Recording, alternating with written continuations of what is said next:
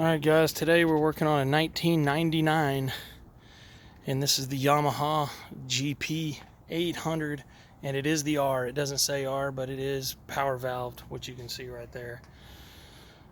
But this goes for the 700s, it goes for the 760s, the 800s, any of them with this instrument panel right here. What happens is, if you're misfiring, people automatically think it's the coil, they think it's the stator, and sometimes that can be true. But I've seen this many a time on these Yamahas. And what it is this old digital gauge setup. It grounds directly to 12 volts inside the circuit board. So what you want to do is you want to check this black wire right here.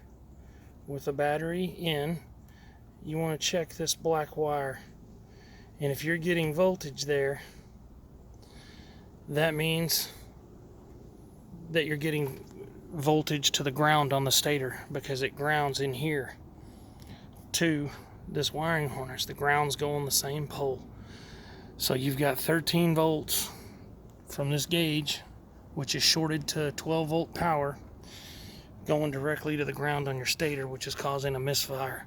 So what you want to do is you want to trace this wiring harness up, because you want this gauge to work, and if you just disconnect the ground, you won't have any power.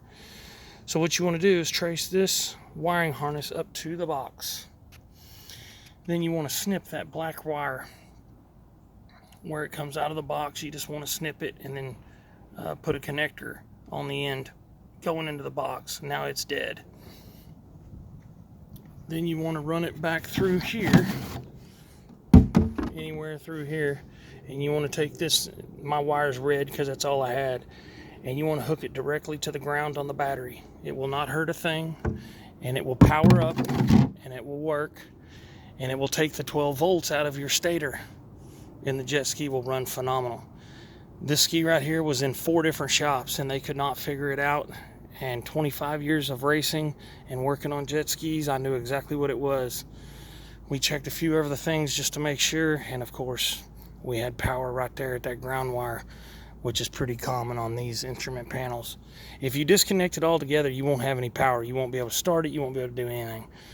So like I said, you cut that ground wire on this white connector and then solder. Don't use fucking crush connectors. Solder it. It has to be soldered and done correctly.